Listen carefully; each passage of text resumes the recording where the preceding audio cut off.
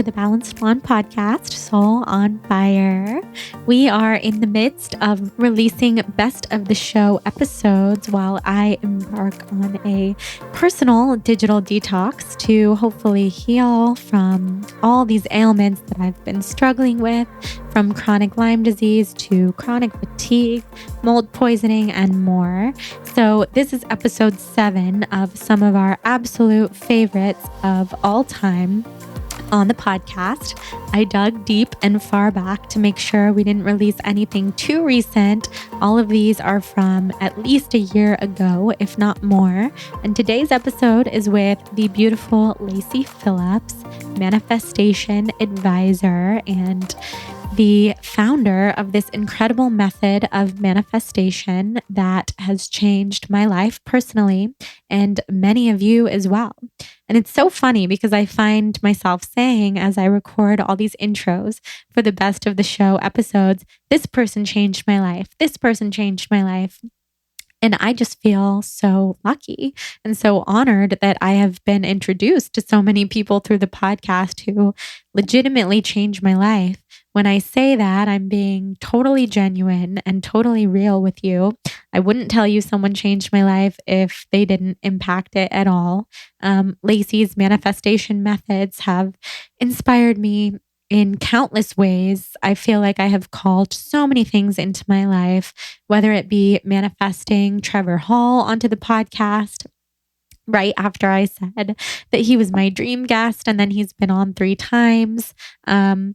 Oh my gosh, manifesting all sorts of things like writing a movie, which I decided to not do in the end, but it was manifested from a vision that I had in Kundalini. And everything I've learned from Lacy has only enhanced my manifestation abilities. So it's really cool. During my digital detox, I will be doing Lacy's Reparent Workshop and Shadow Workshop, and probably a few others.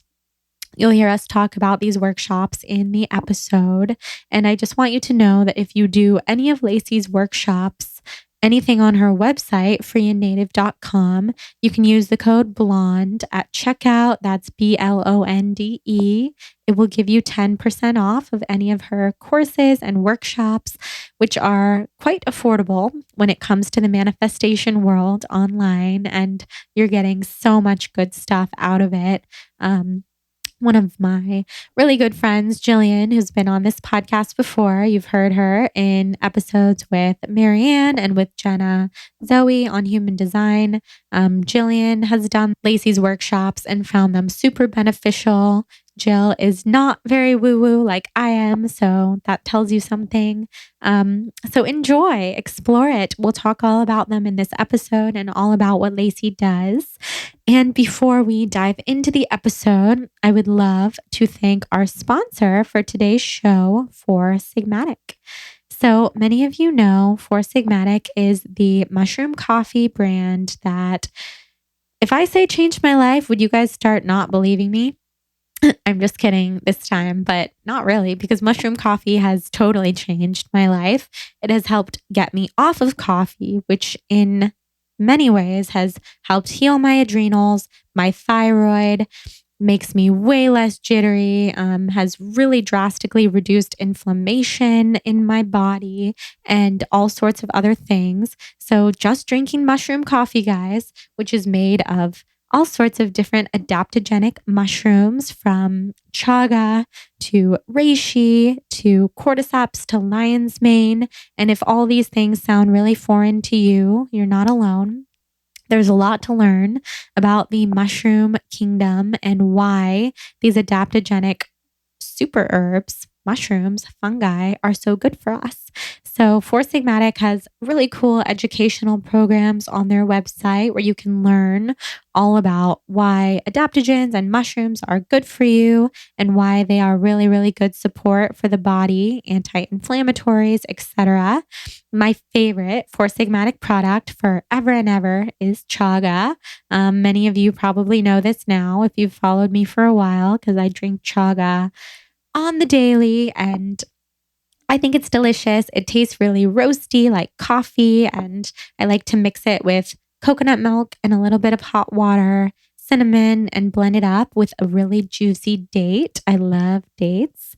And drink it in the morning like a little chaga elixir. So you can head to foursigmatic.com and use the code BLONDE for a great 15% off discount. And if you want to just make it even easier, you can just go to foursigmatic.com/blonde and shop. You can see all my favorite things on my landing page and shop everything from chaga to mushroom coffee. They even have little K-cups that you can put in your Keurig or your coffee maker if you have one at home.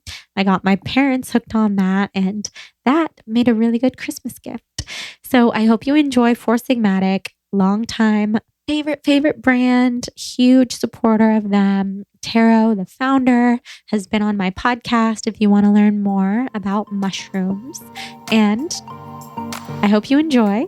Let's head into this episode with Lacy Phillips.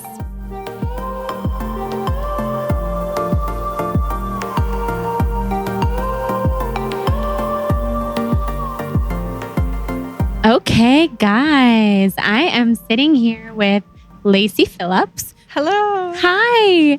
And she is the founder of Free and Native, a manifestation advisor, and someone who has been so highly recommended for this podcast that I had to check her out myself. And the second that I went to freeandnative.com, I saw why and thought, I want to do everything that she does. She's so cool. This site is beautiful, aesthetically gorgeous, and just kind of everything that someone would want when they're looking for someone to manifest with. And then I listened to you on every podcast that you've been on this year, which you manifested into your life. We'll have to talk about that. And basically fell in love. You're from NorCal and you're an Aquarius and you're here today. So say hello to our Soul on Fire listeners. Thank you so much for having me. And thank you for all of those kind words, because it's just such a reflection of you and your great energy. And I'm so grateful to be here. I was so honored when you asked. And we have some great mutual friends in common. So we do. Yay. We have Sophie, who was episode 3 of this podcast, who now is having a little girl. Which I knew the moment. Oh my she told me really gosh. early on, and I was like, I know it's a girl. Oh my God, you knew it was a girl. That's so amazing. Yeah, yes. I'm so happy for her. I know. Which she manifested. Yeah, she completely manifested because she has her 2 little boys. Yeah. And then Ashley, who, when this episode comes out, I think Ashley will have been 2 weeks before this episode. Yay! Oh, I'm so happy. Hers comes out this week. She's magical. Yeah, she's so magical. Well, you guys will already know how magical she is. Yeah, everyone listening, you know. And if you haven't, then check out Breathwork 101. I just named the episode. Ooh. So, Lacy, I like to start by asking people not what they do, because we'll get into what you do and inevitably we'll talk a lot about it. But what do you like to do? Ooh, for fun. For fun in your free time.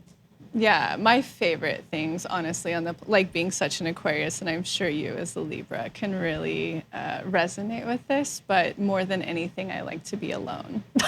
Oh my God, me too. And you might want to hold this closer to your mouth, by the way. Yeah, just saying. I love to be alone too. Yeah, and so alone doing anything. It could be in nature, it can be on the go. Those are my favorite pastimes, is just complete, utter aloneness, to be in my thoughts and my mind and just completely checked out. Because I feel like I don't know, I'm sure you do as well, but constant pressure and constant schedules around me.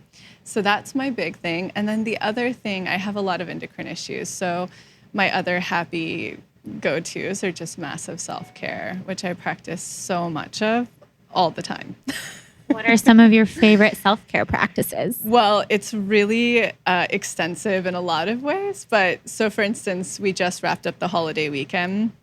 And so for me, instead of going home this year, I decided to take the time to fully rejuvenate myself, because I've been so spread thin these last 2 months that, for example, I went to see like an Ayurvedic consultant. And then, I mean, I did so much that I feel kind of bad saying it on this because not a lot of people can do that in such a short amount of time. But I don't think you should feel bad because this listenership is very interested in this kind of stuff. And if they don't have access to all of it, they can manifest it for their future. So it's still really fun to hear. And nobody needs to pack it all into one weekend like I did. So I did that. I did 2 massage sessions. So I go just to the Now, which is here. I love that place. And then I have a wonderful Reiki healer that I see who's here as well. And her name's Laura Elliott. And so she does all sorts of stuff on me because we're preparing for pregnancy. So she does a womb massage and that. And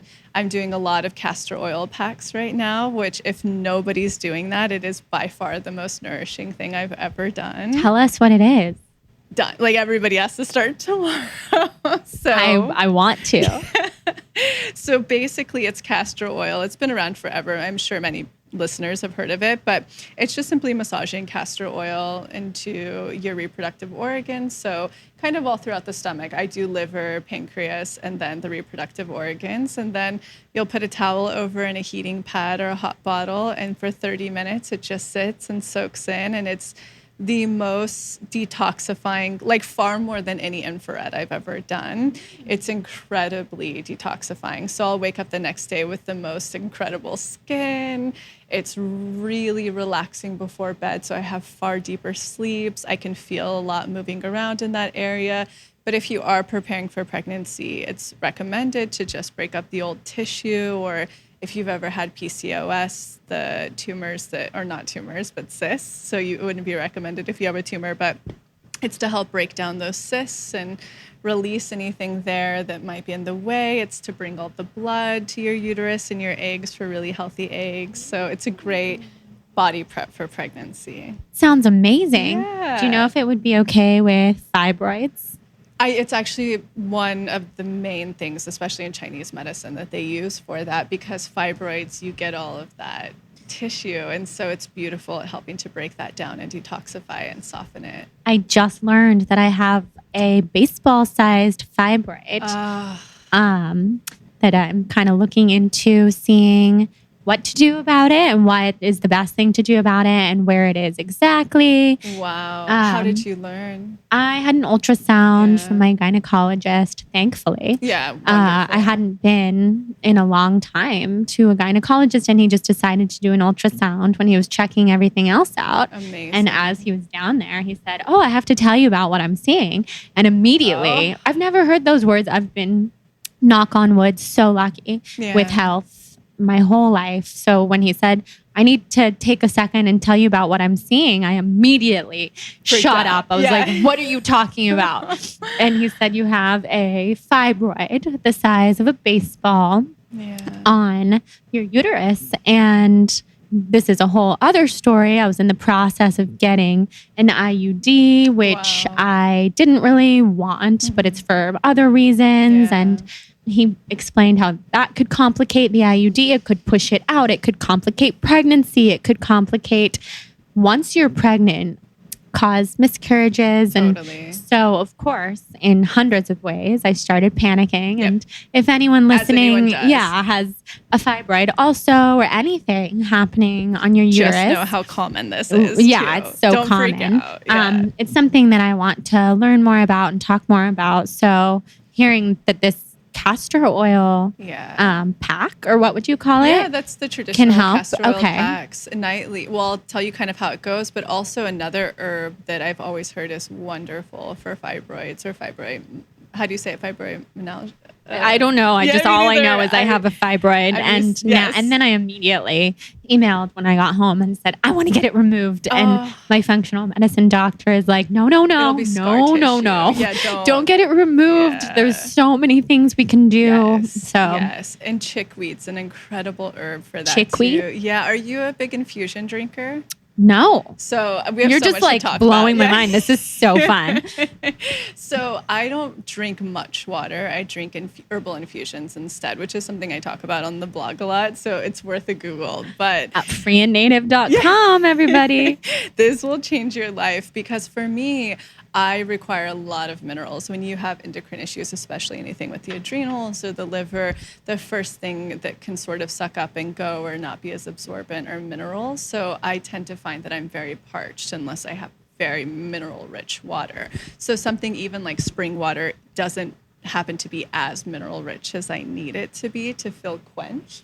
So therefore I'm an herbalist as well. So I started really like getting into the infusions, and one that's a really common one that I drink just as standard is nettle red raspberry leaf, which again for your uterus might be really good for that. It's worth looking into because it's toning for the uterus and it's helpful. But nettles is like, when I started drinking nettles, my hair just turned into a lion because of all of the B vitamins and everything that's in it. So it's so nourishing. And then while preparing for this, I have a healer in New York. Her name's Chloe Garcia Pons, who is just the most next level healer I've ever met on the planet. She's on, and if anybody's ever heard of her on this, they'll be like, oh yeah, Chloe's that. And Chloe intuitively too turned me on to two herbs, which are chickweed as well as violet flower, violet leaf. And both of them are like chickweed is notorious for breaking down if you do have any cysts or any fibroids. It'll help to break that down and dissolve it. Like Susan Weed talks about a patient of hers who had one that was the size of like yours, very big, just breaking that down and going away. So it's very hopeful. And it also is it'll eat away like any extra fat in your body you don't need and help you dissolve that. Nobody wants to hang on to that. Nobody needs it. Like lymph cleansing, blood purifying. So it's worth looking into. Wow. So where can we get these herbs? So there's a few places. My favorite herbs I've ever found are in New York at Flower Power, which is on 9th Street. So I legitimately, and they're so old school that it's not like I can hop online and order. They won't take your credit card over line. So I have to call and be like, 2 pounds of this and yada, yada, and then they'll ship them out. But it's nice because I'm supporting a small business that's stuck in the 70s. So, and then another place people go often is Mountain Rose herbs, or honestly, if people don't have access to that stuff, like there's nothing wrong with ordering on Amazon Frontier or whatever. And you can just type in organic chickweed, organic nettles. Like nettles is it's very drying for people who are too dry, but otherwise I'm like, everybody drink nettles. Watch what happens. Wow. So now we have to talk about the fact that you're an herbalist. I didn't know that unless I did when I first started stalking your site and then I became obsessed with everything else that you do. But I know that you have a thing about when you hear something 3 times and then it becomes like you must listen to that, which you can get into so that everybody knows what I'm talking about. But you're my 3rd or 4th time now of the herbalist thing within the last week. And because I'm kind of feeling called toward that. So I want to hear everything. How did you become an herbalist? What is this? Tell us everything. Well, the first thing I like to tell people, because I did a program, but I like to tell people there's no certification for herbalism, or there's no legit, California or the states don't require. And that's a really beautiful thing actually, because it does keep it as homegrown medicine, which I appreciate. Doesn't seem to be red tape around it or all these qualifications that can make people feel insecure. So I like to empower everyone and tell everyone they're an herbalist in a lot of ways. It's just so our innate nature. So I encourage people, I'm like, go pick up books and start teaching yourself. If you don't have the means, you don't have to go to some fancy school, or if you have someone in your community that's an herbalist that you can mentor with, that's a beautiful thing. I personally did a program, but I know of one here that people seem to really like, which might be cool for you to check out right away. And I want to say it's called Gaia, not in relationship with the vitamin company, but I think they're out in Topanga or Calabasas. Have you heard of them? No, but it seems like the place where they would have those kinds of programs. Yeah. And what I've seen, I'm even interested in like refreshing it. I think herbalism too is a lifelong study. Unless you're around the plants constantly and always with them, I think that it's something you can learn forever. So I've been looking into their program as well, but it's like the perfect place to just learn 101. But a great people to look into now, if you're curious about it, are my favorite herbalist is Susan Weed. I love her. Are you familiar with her work? Oh, she's magic. Not She's yet, who made but me. as of right when we're done talking, I will be. You'll stalk it, which you can find her YouTube videos.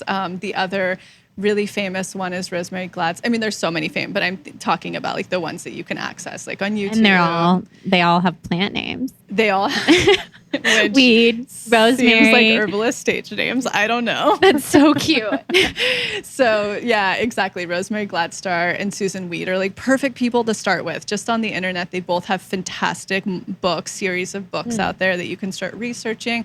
And then it goes so much deeper that you can get into. But like I tell people, empower yourself, especially if you're going to be a parent. You can legitimately conquer so much just within your kitchen at home. You know, like when I cut myself, the first thing I reach to is lavender. So I'll drop some lavender in to kill out the bacteria, and then I'll throw on some cinnamon instead of a Band-Aid, which will stop the bleeding. You know, there's just so many quick fixes that are in our kitchen that we can work with. And I'm actually trying to think of the last time that I didn't use herbs for something. I try to encourage everybody, just learn what you can if you're interested, because there's so much within our power that we can heal, as you know, on our own. And like these are even great starts for you. Also, I'm sure you're familiar with it, but WomanCode is a fabulous start for you too with this process of healing that and all the things that go with any kind of endocrine or reproductive issues. Yes, absolutely.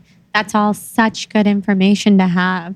I'm sure everybody listening can relate in some way or another to hormone imbalances, endocrine issues of sorts. Yeah. And I know that that's something that you talk about and that you have experienced. Yes. And is that just your body, or were you, I mean, my background is that I was a plant-based vegan and kind of threw myself off course because that wasn't for me, but I did it for so long. Yeah. So did you have a similar experience? Yeah. So these are going to be all of my own personal theories because all I do is sit by myself and theorize things and philosophize. So I'll get into that. But I think that so many things play into imbalances. Obviously, I'm a big believer in the mind first. There's obviously genetics. Like, let's just start with that. And then environment. Let's take something like Los Angeles, which is so xenoestrogenic. We have so much pollution and estrogen flying around to throw us off of our hormones constantly. I've never heard the word xenoestrogenic. Does that just mean estrogen in the air? Yes, exactly. From plastics, from like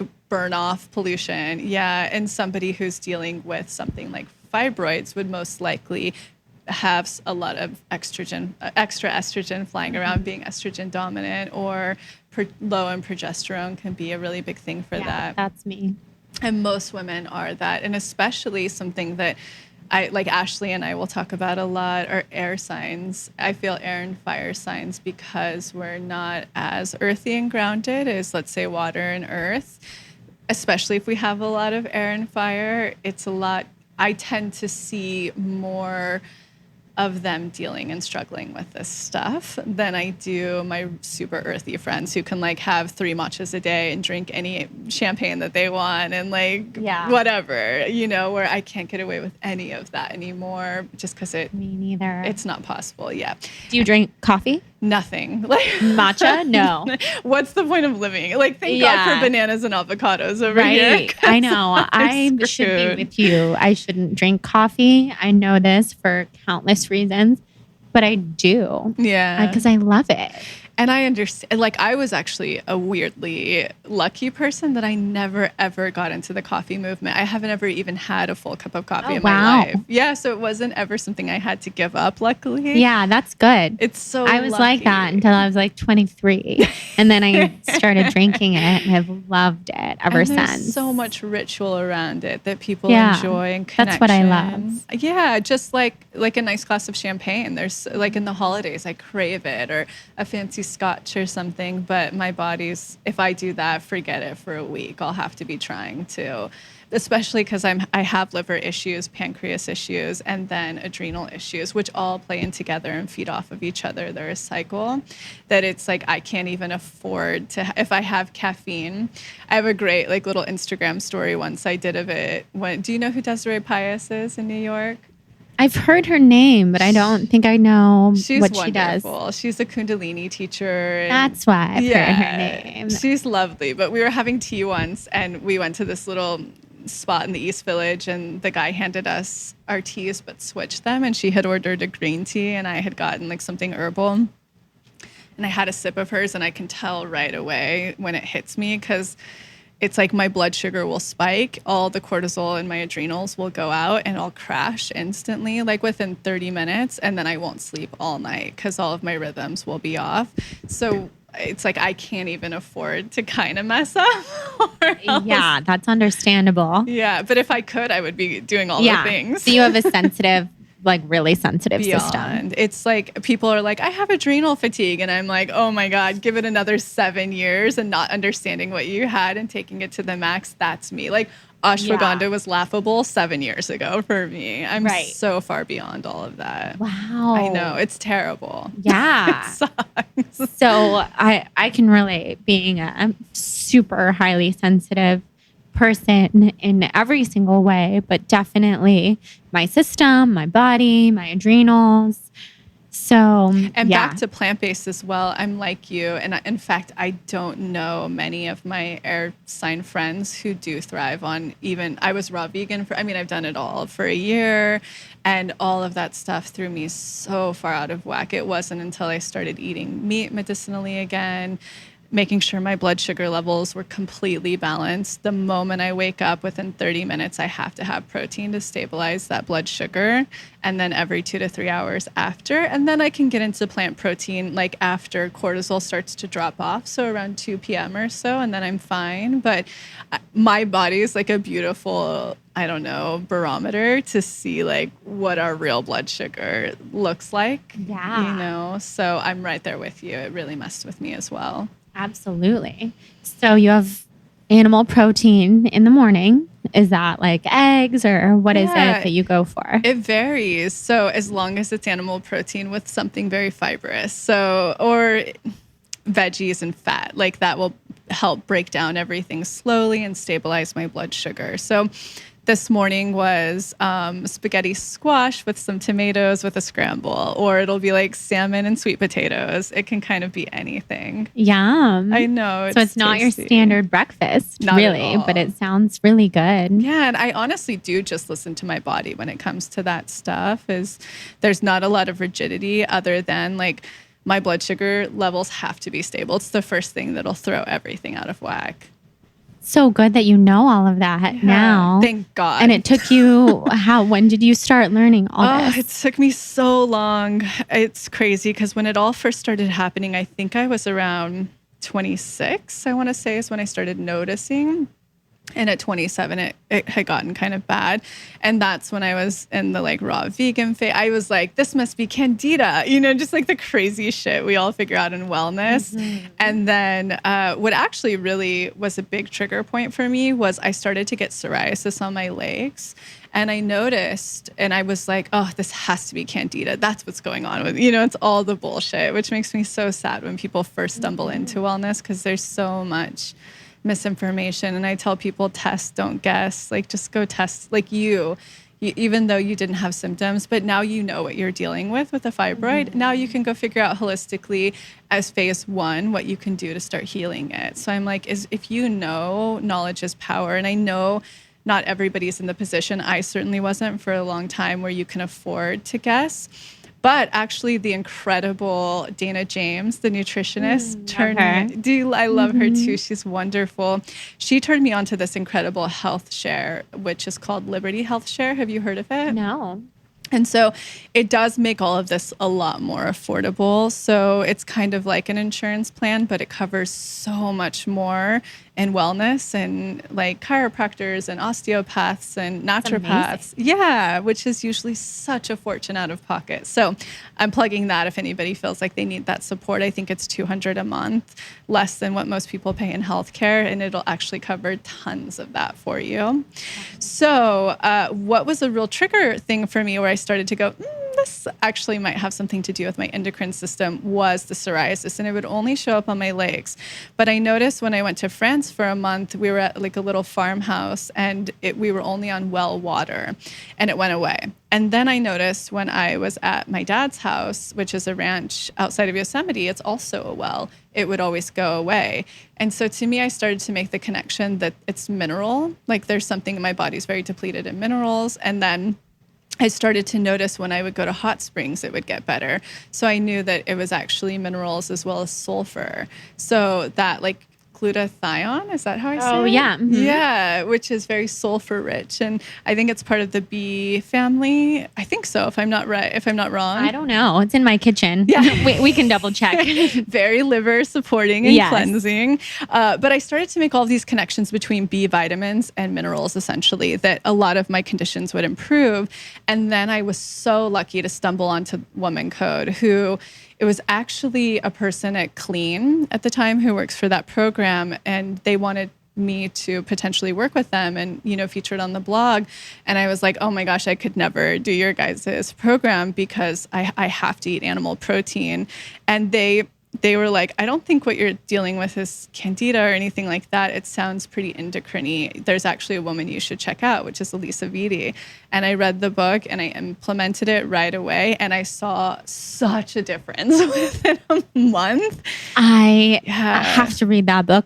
You know, it's crazy. I've heard about it so much. I have a couple friends who are walking billboards for that book. They love it. Yeah. And I just haven't. I think I'm going to read it right away. Everything you're saying, I don't know if it's psoriasis or eczema. Yeah. I'll have to show you when we're done recording. So many places on my body, and it's getting so confusing because I have no idea what the root cause is. So I think that's so smart that you drew it back to mineral deficiencies. That's some inherent intuition, I wisdom. don't know. Like, I wish it was something I never had to figure out. Right. Well, yeah, if only you didn't have to. But I'm kind of astounded because I don't know if I would draw that connection. And what's interesting with you as well, you're probably going to find a lot of solace in that book, because it sounds like for you that even if we just look at Chinese medicine, like number one, anything to do with the skin primarily is with your liver. So, you know, it's going to be really powerful for you that book is all about like blood sugar stability, really keeping your liver cleansed and nourished, like eat healthy fats and a lot of them if it works well for your body, because that's where we build cholesterol and, you know, that's what feeds our hormones. And it's all about just trying to get that all back on balance. I do have to tell the listeners that it was phase one for me, even though I do credit it to like the structure of the lifestyle I live. My issues are so much more extreme than most people that I've had to go on and work with so many other people and try so many other things. But if somebody's dealing with just some simple imbalances hormonally, like acne or weird PMS stuff or normal PMS stuff, we're not supposed to naturally have PMS at all. So if anyone's just dealing with anything that they feel, I believe the glandular system and the lymph system and the nervous system control everything. So I totally implore people to go check it out. It can do so much to help everyone get sort of on track. And if their issues are deeper, what are some of the other things that you've explored? Okay, so some of the biggest for me, I work with this like very out there next level healer in LA, which is on my page. If people go to Free and Native, they'll see staples at the top. And when you click on that at the very bottom, there's a page called Healers. So it'll be everyone I've worked with or people that I work with the most consistently.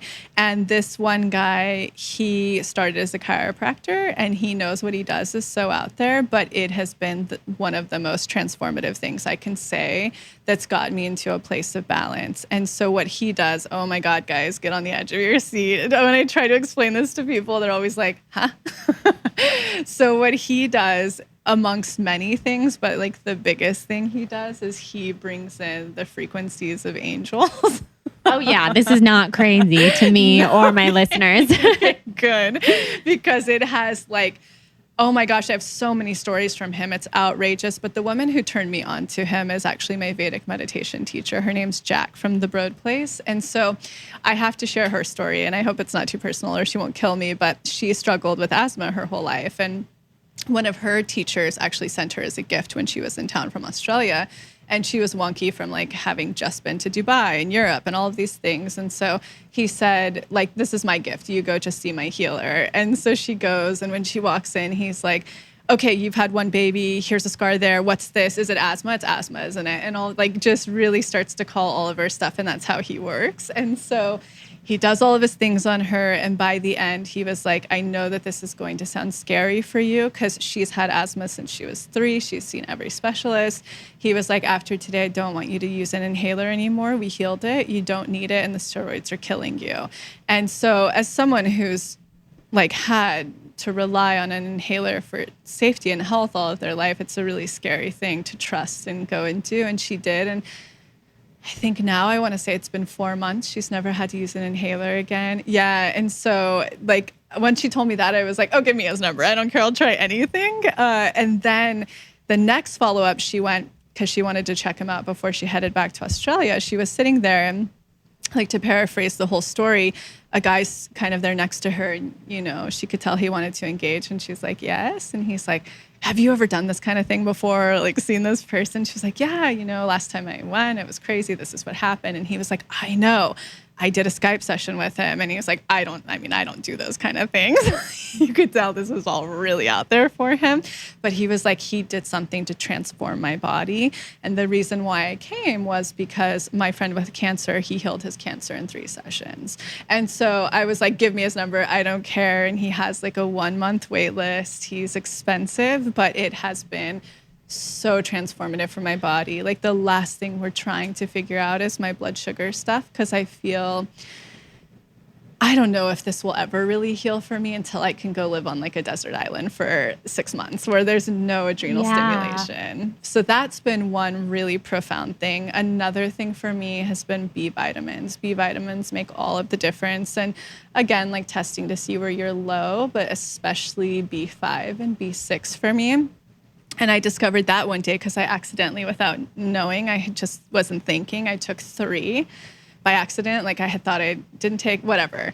And I was like, wow, I feel so much better than I felt in so long. Wow. And I was so deficient. And, you know, especially nettles has a lot of B vitamins. So I hit it hard with that. That's been really transformative for me. And Vedic meditation changed a lot for me because it's 2 times a day for 20 minutes that I completely relax my nervous system and adrenals. And that's like Vedic does so much for you. It's also called transcendental meditation. They're the same thing essentially. But it stabilizes your blood sugar levels when you're doing it. It removes your stress. I mean, it just does so much that was really powerful when I started to use that tool where twice a day. Another big thing recently, because I've had a few, I'm not going to call them miscarriages because I wasn't fully implanting, but I call them like, I've been fertilized, but not fully pregnant because it didn't implant. But I've had 5 of those. So for me, like a big thing I did is I cut my schedule way back. I started saying no to a lot of things. I was so overextended, and next year is going to be an even bigger version of that. So that was really transformative for me, just knowing that I could do that and take the time to rest. There's been so many things. Eating meat again has been massively transformative. Obviously, I get the cleanest version, and I try to eat the least amount that I have to in a day, but it has been my medicine. And I always feel conflicting about that, which I'm like, is that really helping? Am I really integrating it if I'm like telling my cells that I'm sad and I don't want this, but I'm eating it, you know? So there's a confliction there, but it's endless. Like self-care, abhyangas, that's huge. Yeah, I love that. Yeah. Huge for like relaxing my nervous system. Yeah. And that's so the much. Herbal oil, Ayurvedic massage. Yes. Have you done Panchakarma? I have. I've done the fasting, but I haven't had the full treatment. And so we may go to India this next year, my fiance and I. And I'm like, if we go to India, all I want to do are like go to every ashram and do every spa treatment. That's what I want. I know. I want that. Well, you could also look into Surya Spa in the Palisades. I know. She's magical. My That's where you did your Panchakarma. Local place to do Panchakarma. Yeah. Yeah. Mm-hmm. And also Poppy and someday Carrie, nobody knows her. She does incredible Ayurvedic treatments as well. Ooh. And Laurel, if you're more east side. Yeah, that looks really pretty too. Yeah. Well, of course, I'm talking about like on Instagram. It looks really relaxing and The very outdoor pretty tub. photos. Yeah, Totally. I need to go there. Oh my goodness. I know. And now my brain is like on this loop, especially because who knows if I will be able to go to Bali tomorrow because of this volcano. Yeah. I'm like, maybe I could do a panchakarma. Maybe I can go to India. Maybe I should just stay here. Go to India. Yeah, I know. Okay. Maybe that's the whole reason. Right. There's a reason. I know there's a reason. And I'm so glad you're the person who came over as I'm receiving this information of my flight has been canceled because you reminded me everything happens for a reason. And rejections, protection, all that stuff. Right. But it's such a rejection. I'm like, I've been looking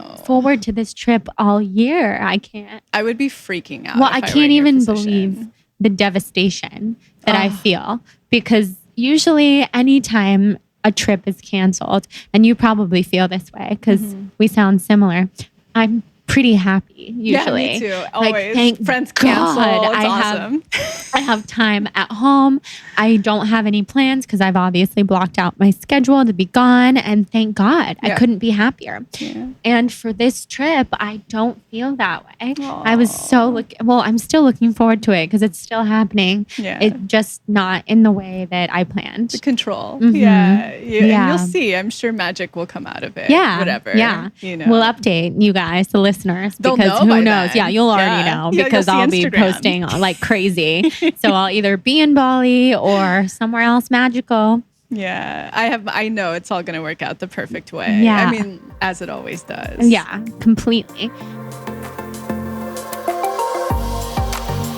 Okay, just a brief interruption from this conversation with Lacy to talk more about Lacy, believe it or not, as Lacy's business, Free and Native, is a sponsor of this podcast episode. And I'm so excited to tell you guys about some of her offerings and some discount codes for you on her site. So first of all, you should know you can use the code BLONDE at checkout at freeandnative.com to get 10% off of any of her programs, from Reparent to Shadow to Manifesting Money to Manifesting a Partner to her Formula workshop, which is like her big one. And I'm excited because during my digital detox, I am diving deep into Lacy's work and basically doing all the reparenting over here. And I can't believe what an impact it makes, how conditioned we get and programmed. And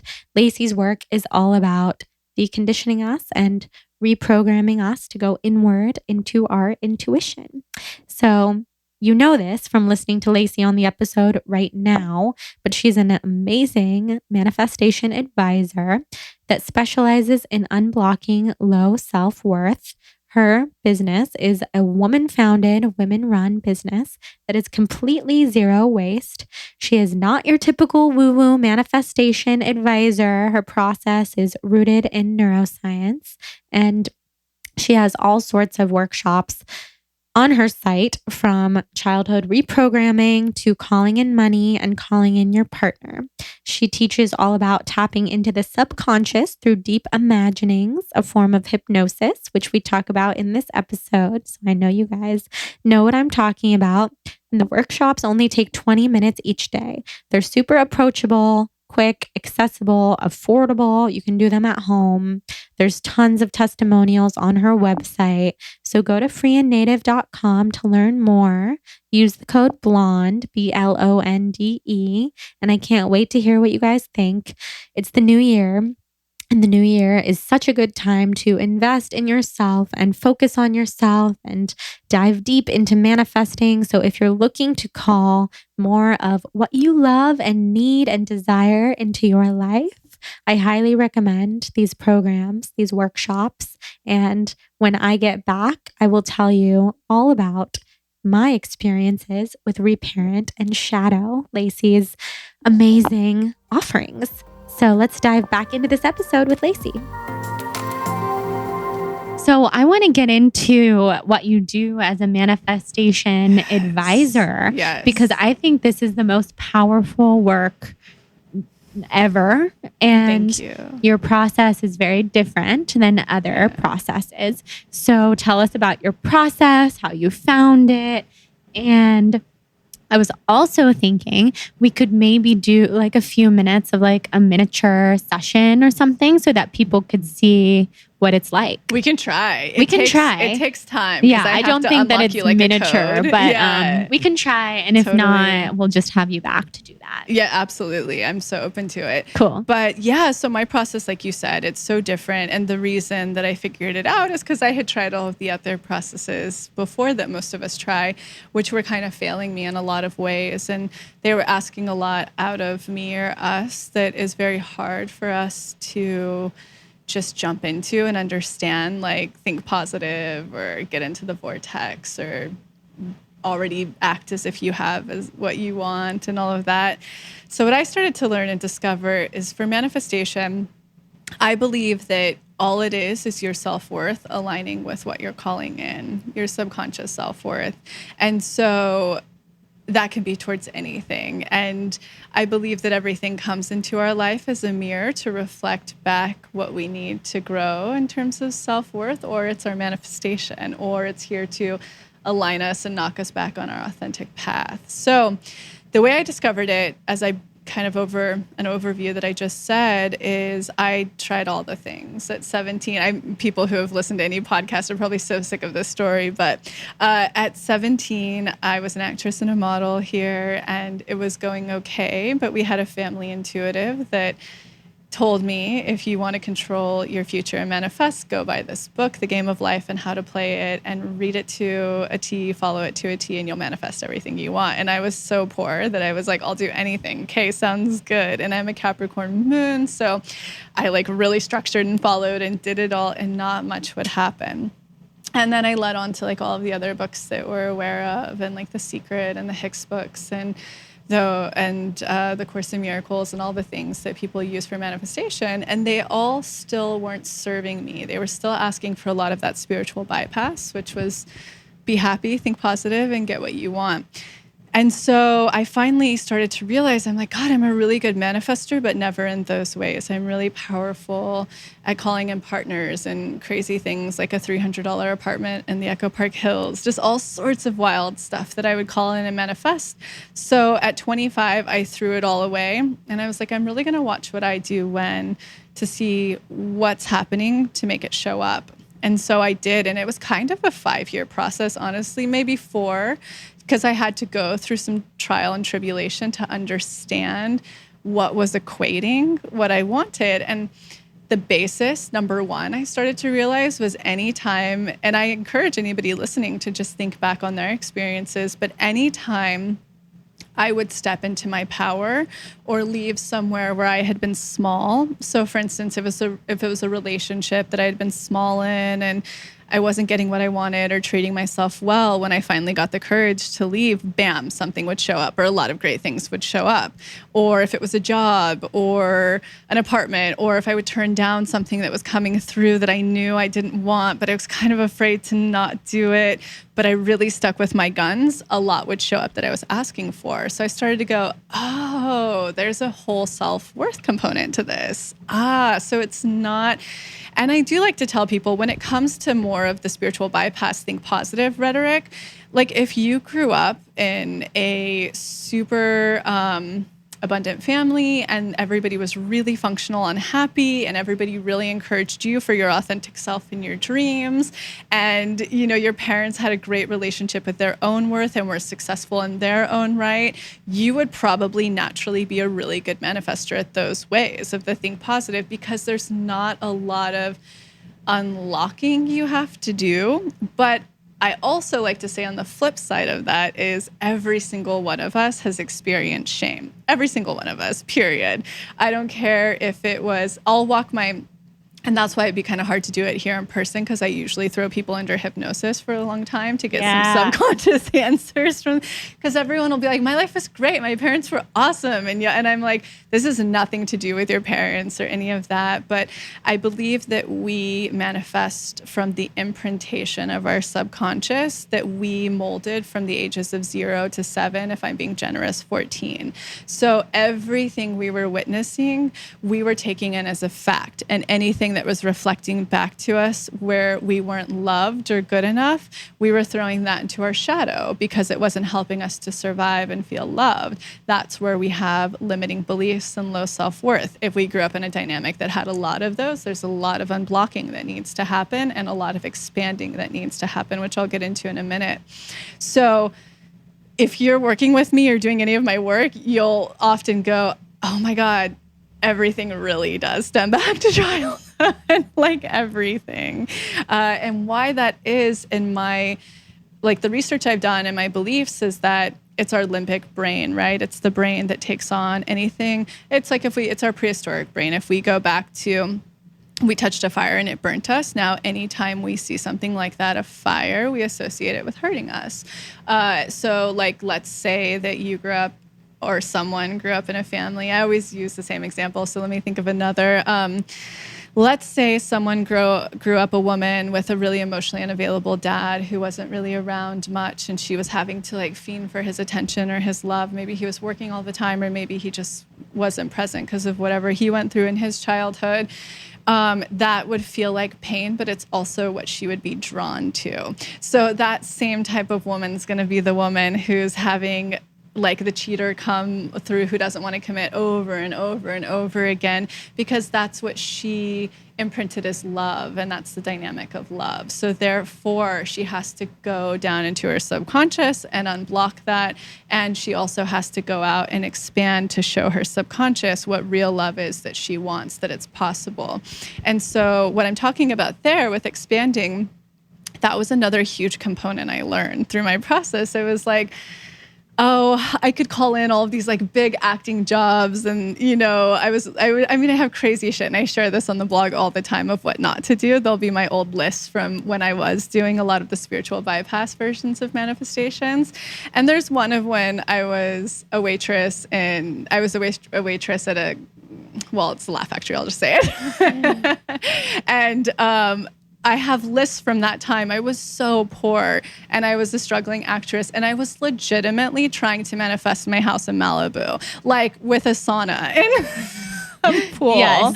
Right? And so a huge component that I learned was like, that can never happen for the person who doesn't believe it's possible. Obviously, my job was a real reflection of my worth at that time. It was a terrible and toxic environment. I was treated so poorly. So were the other girls that I worked with. I didn't make any money, but it's also, if you look back to the imprintation that I grew up with, I didn't really come from a lineage that felt like, especially on my maternal side, that felt like we were worth our passions or that we could make money off of our passions. So I had to do a shit ton of work to reprogram that, and a shit ton of expanding. So what I mean by expanding is I believe that we have to show our subconscious, it has to see to believe what's possible for us. Otherwise, we have an imprintation that it can never happen for us. It can happen to that person, but not us because of X, Y, and Z, which is usually low self-worth, which is usually our shadow. And so little by little, I started to notice when I would hang out more with mentors who had the things that I wanted, or friends who would get the things that I wanted, I started to see that it was possible for me. And therefore, those things had space to come through. So I believe in our subconscious, which is where we manifest from, not our thoughts. So that's very different than what exists out there. I like to always tell people that we just aren't that powerful. Like, if we manifested from our thoughts, think of the polarity we think all day long. Our world would look like a shit show if we were that powerful. It's our subconscious beliefs. So when I say that I had to show my subconscious that that was possible, that's what I did in order to expand. So that's a big part of my process that I do with my clients and teaching people. And they'll be like, yeah, I have these 3 expanders on social media. And then I'll be like, okay, when you look at them, what's that little voice that comes up that says, well, they can have it, but I can't really have it because of this, and it's all of our weird shadowy programming, whether it's like they're beautiful or they come from money or they have this or whatever the bullshit is. And then I'm like, they're not your perfect expander. You need a closer expander who you relate with. So a lot of my work is taking like the big abstractness down to the smaller micro. Like another huge part of the process is I encourage people to only manifest from micro the next 6 to 9 months that are truly believable for them. That was such a big thing for me to learn, that like, yeah, the waitress at the Laugh Factory wasn't going to get that house in Malibu anytime soon. So there's a lot more that goes into it, but those are like the really big keys, is unblocking, expanding. And then the last huge key that really plays into worth is passing tests. So once I figured that out, it kind of completed this process for me, and what I wanted would show up without fail over and over and over again. And I see it with clients constantly. And even my community who does unblocked, who like will read everything I write about and then do unblock, they're still capable of manifesting.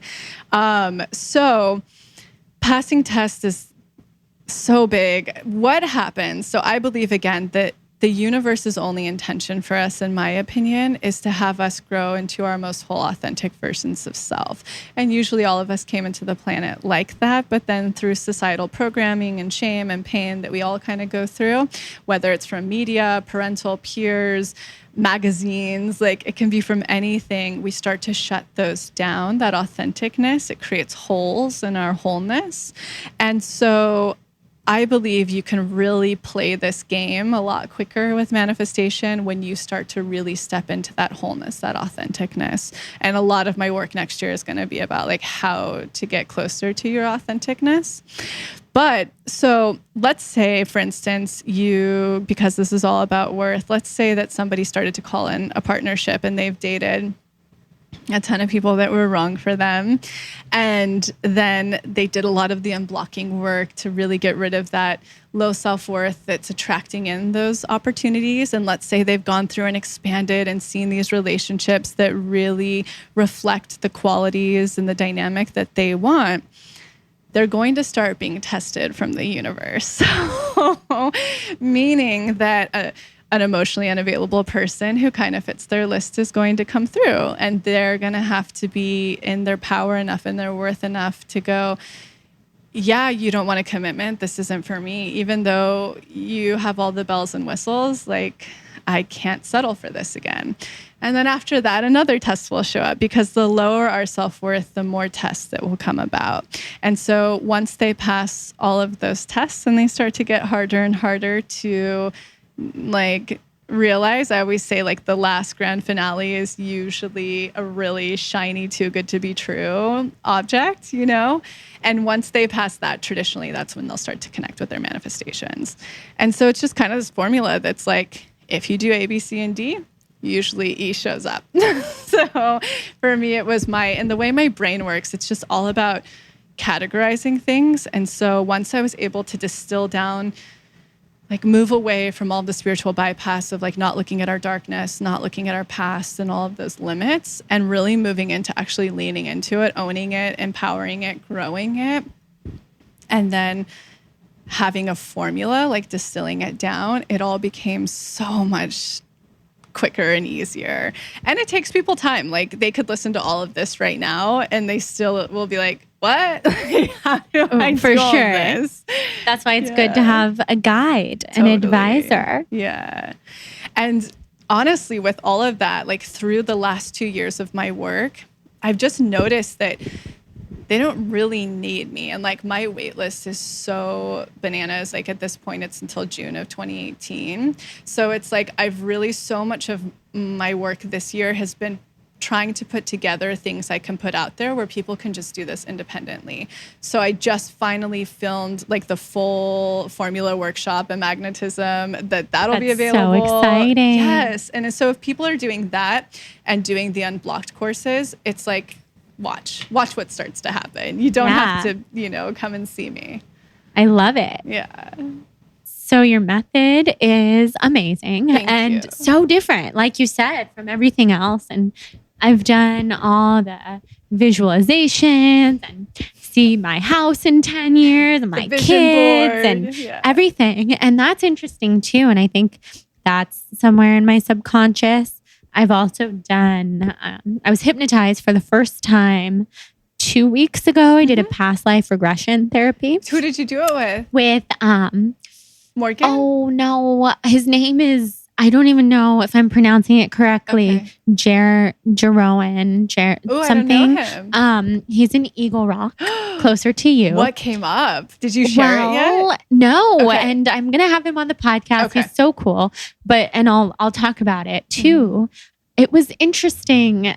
So it's not that I'm skeptical about being hypnotized. I believe in everything. Yeah. But I wasn't sure if I would let go of the control, let it happen. I just couldn't imagine. Yeah. So I don't know that I was that hypnotized. I was very relaxed and very much in my subconscious.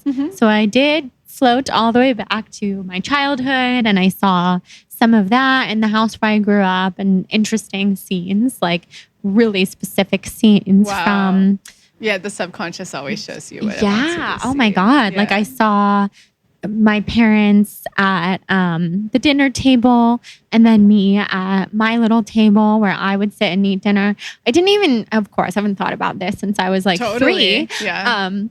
And looking shows back you what's on it, I living started down there. thinking, why was I sitting at a different table? And then That's I'm the going first back, thing I was wait, thinking. how long did I do that for? Oh yeah, until I was like 9 or whatever it was. And there's a lot to unpack there. Yeah. And by the time I later was thinking about it and then saw Jonathan, my boyfriend, and started telling him about it, I started hysterically bawling my eyes out. Yes. And he's like, why were you sitting at a different table? I'm like, I don't know. Yeah. And it's so odd. It's just not something I've thought about. And I think it just has so much to do with the dynamics in my family and my dad being such a neat freak. And I was this kid who was messy, and I'm still a messy person in some ways. And so different, you know, from what my dad with his previous marriage, my 3 half siblings, they all kind of had this very militant upbringing, and I didn't as much because my mom didn't want that for me. So here I was at a different table and kind of watching TV as they're like totally having a separate dinner. And just it dawned on me for the first time in my life that was my whole childhood. I was sitting at this miniature desk table and then thinking that I was having fun because I was drawing and watching TV and talking to my nanny who would sit on the floor while I was eating. And I mean, I could go on. Yeah. But like you already just got a glimpse of it, right? Yeah. And that was this lifetime. And I was like waiting to see my previous lifetimes where I wanted to go to other planets and be an alien and see these visitations in my dreams that I'm positive happen. And for sure. That's what I wanted to see. And here I am in my house where I grew up, looking at the tiles underneath my feet. Like, that's what they looked like. I haven't seen this house since I was 12. Totally. And here's every brick in the wall, like as it really was. And it's so weird. Then I tried to tell my parents, I was literally in our house today that on Wilhagen Park Lane. It's just the weirdest thing I've ever experienced. So that was interesting. And then I saw 2 past lives, which were much more hazy. That one was just so vivid, the childhood. Yeah. So being hypnotized is so interesting. It worked for you. Oh, I know. Yeah. And it did, even though I kept telling myself even later, I was so conscious. I remember everything. So my question then for you is, what's your method for taking people into their subconscious, especially when people have a hard time letting go of control? Yes. So here's the thing. Like I always tell people, I've worked with a lot of different hypnotists, and I actually work a little bit differently than they do.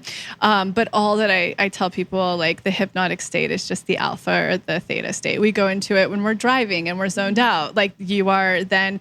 And the thing with when you're hypnotized or when you're in hypnosis, which you can do watching TV, literally because your brain is focused and shut down.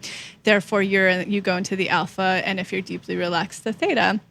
And all that's happening is your subconscious is coming forward, which you got to witness so clearly that it's very easy to access at that point. And it takes every cue and it'll go right where you need it to go. Usually, I do have some clients who things were traumatic or they had to leave their body so much that they've just blocked it out. So over time, those memories start to surface.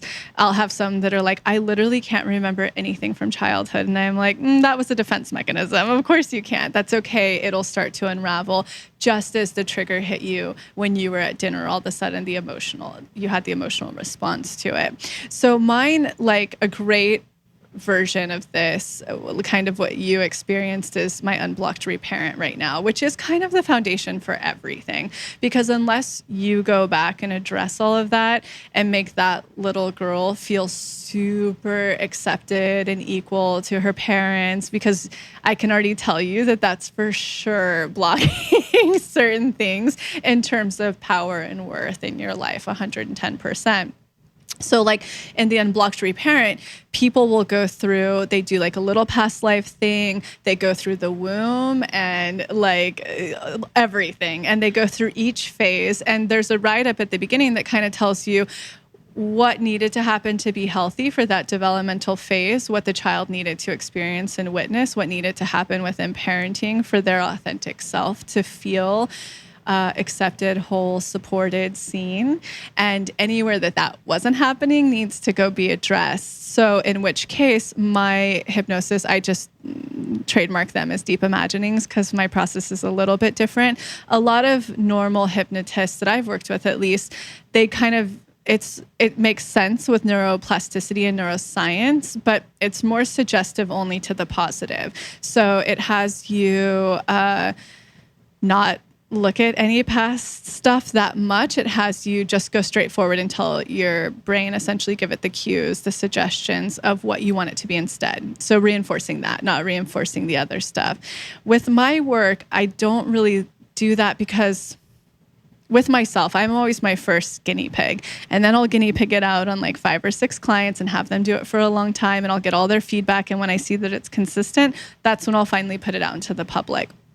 And I saw way deeper results with myself and with others pertaining to manifestation when they actually dug into that and they went and dealt with that and they reprogrammed those things and they healed that little version of you and that inner child and grew that worth and that being seen and that was okay that you were messy and do all that work, which is very specific in the reparenting, the unblocked reparenting. And then they go more towards the suggestive stuff.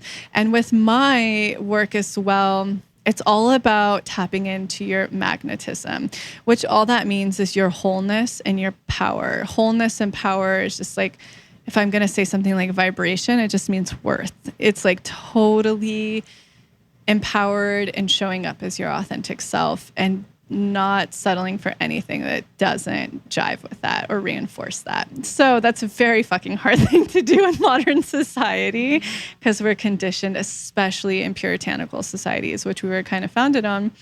We're so conditioned to do the absolute opposite. People please. I mean, just there's a gamut like of what we're conditioned to do. So, for instance, with like that kind of stuff, you would be going down and like it's beautiful how you already got to experience how the subconscious right away will give you exactly what it needs to address with the exact cue that you're giving it. So all of a sudden you can start to tap in really quickly. I have all these processes with people where I'll just bring up one trigger and the subconscious will show them the memory like that or the person where they got it from. And then they'll start to notice that there's patterns. So say that situation of, you knew that it was happening because maybe your dad didn't want to deal with chaos and a mess. So your mom tried to like create these 2 worlds for everyone to be happy. And so there's so many dynamics that are happening there. And then what people will start to notice is they've played out that same pattern and dynamic many other times, like with friends in elementary, and then it's happened yada yada, and it still will happen with like the popular girls today, or the thing will trigger with a guy who's militant will show up in their lives. We continue to manifest these dynamics over and over and over again until we readdress and heal that little person and then reinforce that person's worth more in the opposite. So it's a lot of that work. Yeah. Wow. I'm just blown away. Yes. So Unblocked Reparenting, is that something people can just sign up for on your site? Totally. Anytime? Yes. Because you've already created it. Yes. And so what I noticed, like what helped that all come about is I'm not the type of person who likes to work with people like every 2 weeks or once a month or whatever. I'm the type You're of person. preaching to the choir. Right? Like, It's no structure, please. No. Well, yeah, that. And also everyone's different. And my whole objective is to get people to be on their own and independent, because they can do this all themselves. Yes, some people need guidance for sure. Like the times where I'm more of a gift to them or someone to work with is when they're navigating tests and lessons, or they're really having trouble finding their blocks. Otherwise, if they just go and do the formula, which launches in early January, that workshop to learn literally the whole formula, and then they go and do the Unblocked courses, they can do this all on their own. Like they don't really need me unless it's starting to be like, I still have trouble. Like my worth is low and I can't tell if this thing is a test that's showing up, because I'm really pretty rough on clients about that, especially women dating. I'll be like, he's a test, he's got to go. And they're like, but this. And I'm like, nope, got to go. He's a like, good. So yeah, that's like, people need that. Yeah, so many. Honesty.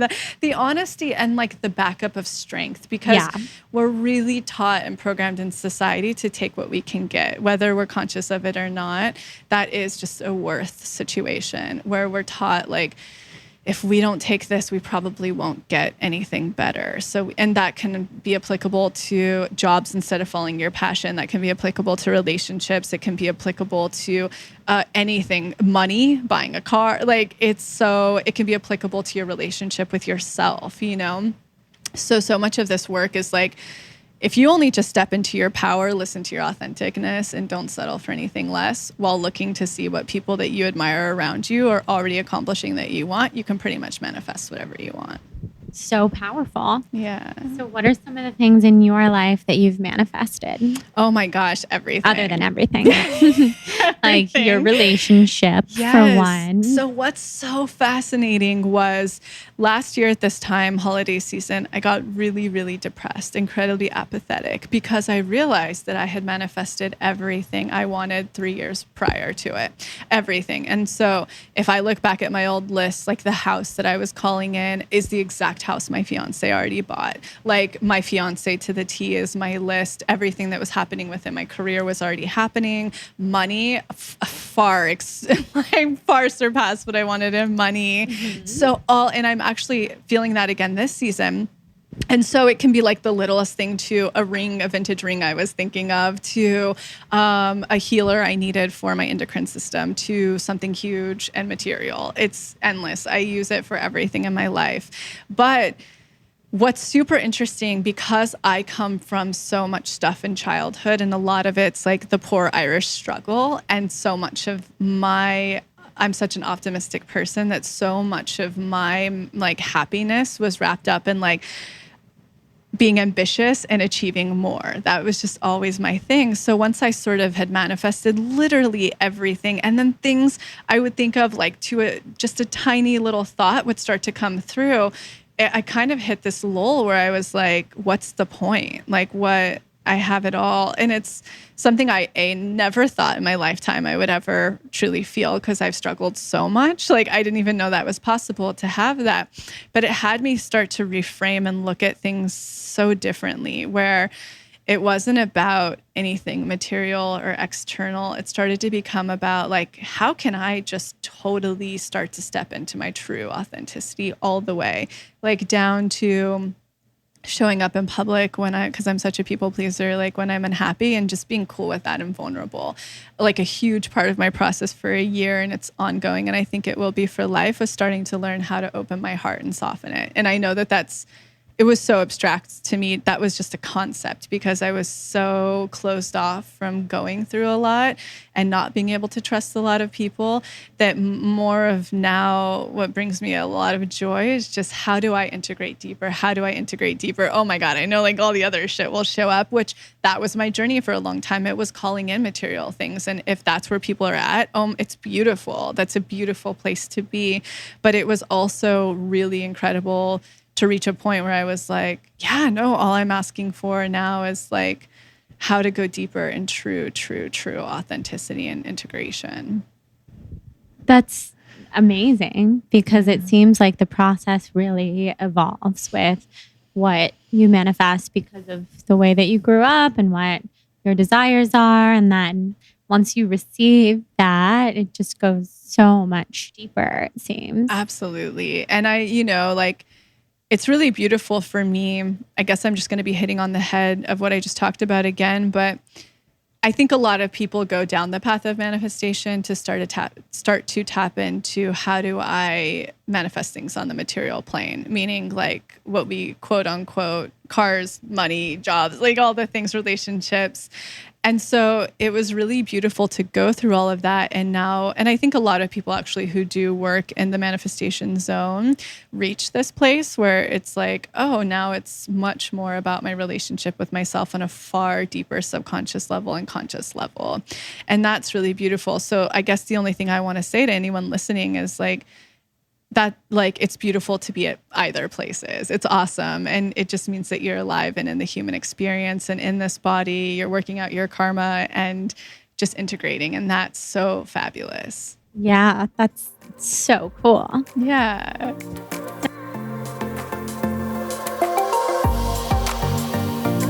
All right, just a brief interruption from this episode. We'll talk about our sponsor, Thrive Market.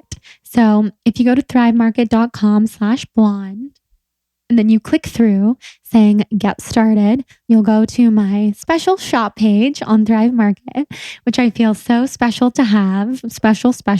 I keep using that word, but it's true. Where you'll see a bunch of my favorites on Thrive, from a Thrive Market brand, organic cacao powder to Artisana organic raw pecan butter with cashews, to my Ayurvedic tongue scraper, which seems to be doing really well with you guys because I keep getting Instagram stories and Snapchats of you guys ordering the Ayurvedic tongue scraper.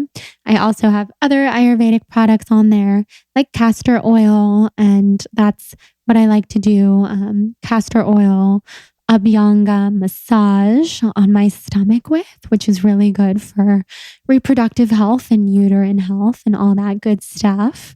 Before I get too far into telling you about all my favorites on Thrive, let's just talk for a second about using the code BLONDE, or rather going to the link thrivemarket.com/blonde to get 25% off of your first order with Thrive, free shipping, and a free 30-day trial on Thrive Market. So Thrive Market is an online marketplace to shop everything you could ever want, from non-GMO foods to snacks and beauty supplies and cat food and baby food and non-toxic home products, which you'll also find on my shop page, some of my favorite non-toxic home products.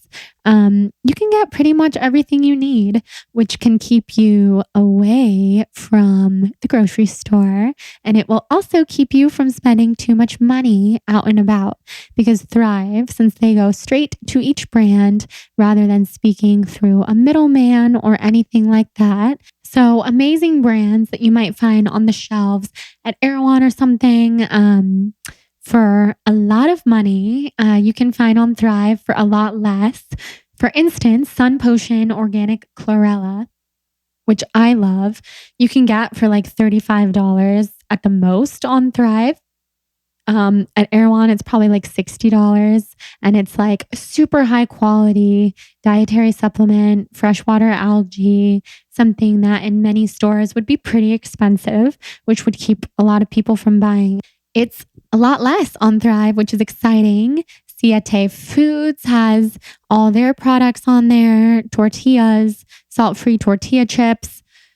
Eating Evolved has their chocolate on there. It's all amazing. So head to thrivemarket.com/blonde to shop and let me know what you think. Tag me in your stories and enjoy. So a question that I ask everyone who comes on this podcast is, if you were a color, what color do you feel best represents your energy? Yellow.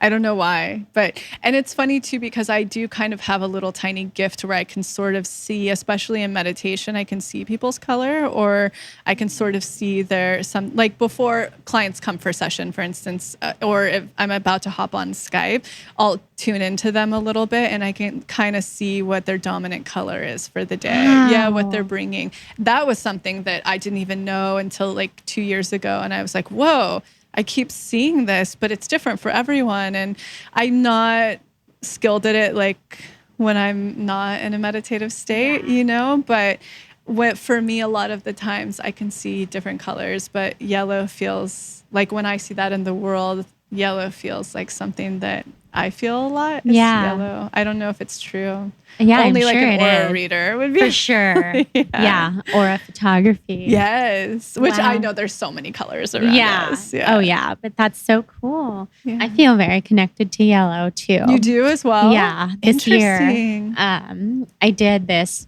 yoga class and guided meditation with Sophie on the new year of this year, so 2017, and she had us pick a color. And for the year, I picked yellow.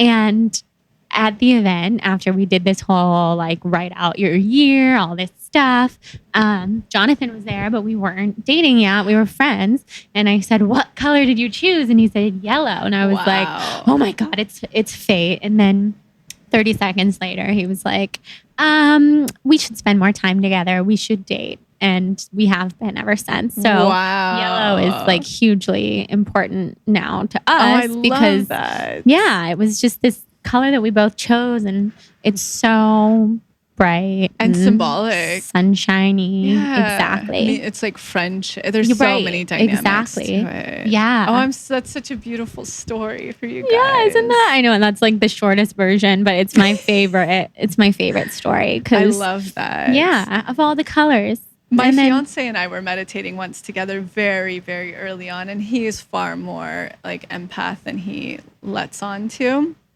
And while we were sitting there, all of a sudden I felt like my whole right side of my body just felt very pink. I was really tapped into what color was there. And when we got out of the meditation, he was like, "You had a huge thing of pink right here." Yeah, it's crazy. What? Yeah, isn't that powerful? Yeah. So you guys are so connected. Yeah. That's so special. Oh. Wow. So you can see people's colors from time to time. Yeah. What other intuitive gifts do you have? So my main one, it took me a long time to figure this out. And it was actually one of my naturopaths who gave me the terminology. And I was like, that's it. I could never put it into words. That's what I can do.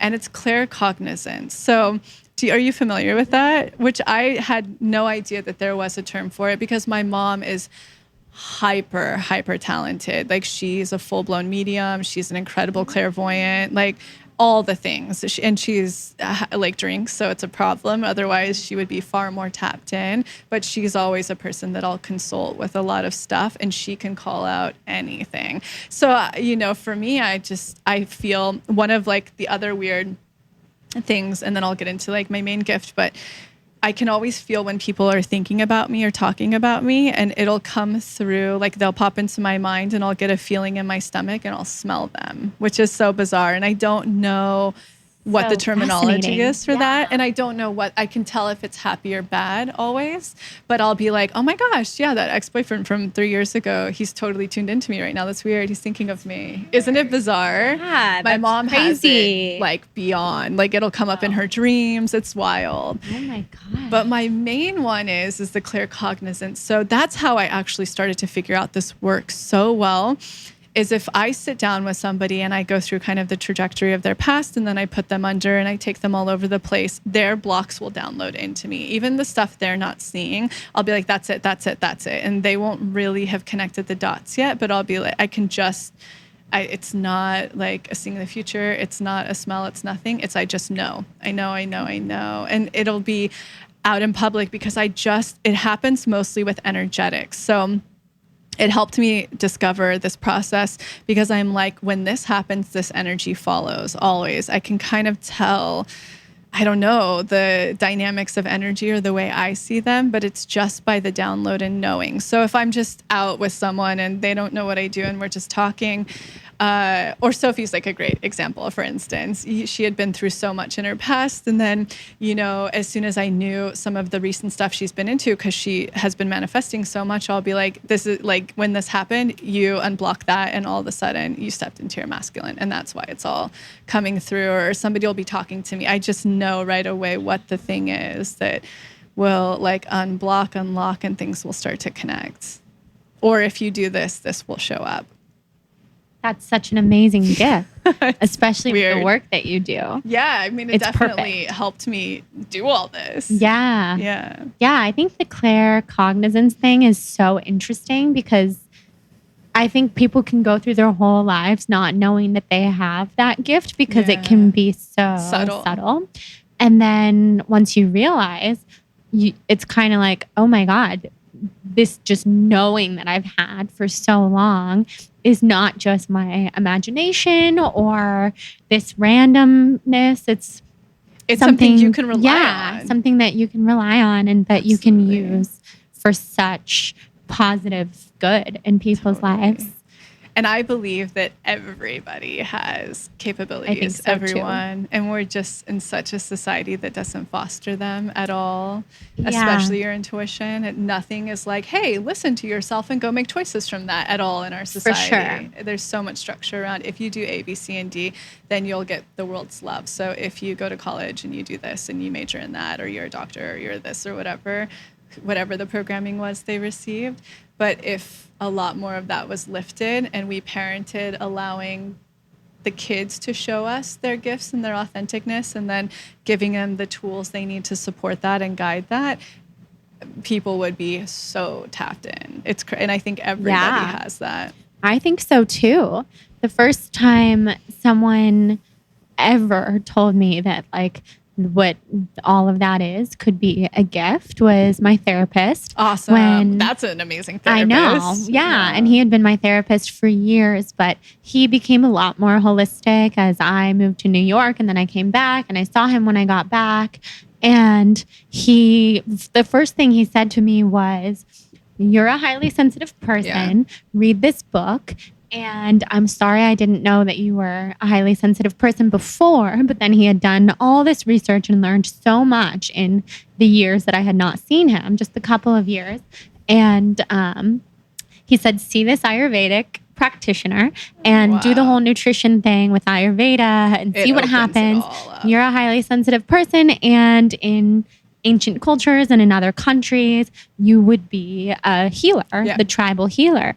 And when he first said that, of course, I was so happy because that sounds so cool. But it's then a burden. I later, was starting to uncover what he really means is being a highly sensitive person in our society. It's so hard. Is so incredibly hard. And I'm yet to meet one that doesn't have different issues. Oh, yeah. And realizing if I had been born into a community, and you too, that fosters being a healer and we were the medicine people, our lives would be so different. And here we are trying to function in Los Angeles with blogs and podcasts and relationships with people, friendships, business, everything, media that truly just may or may not completely understand any of this.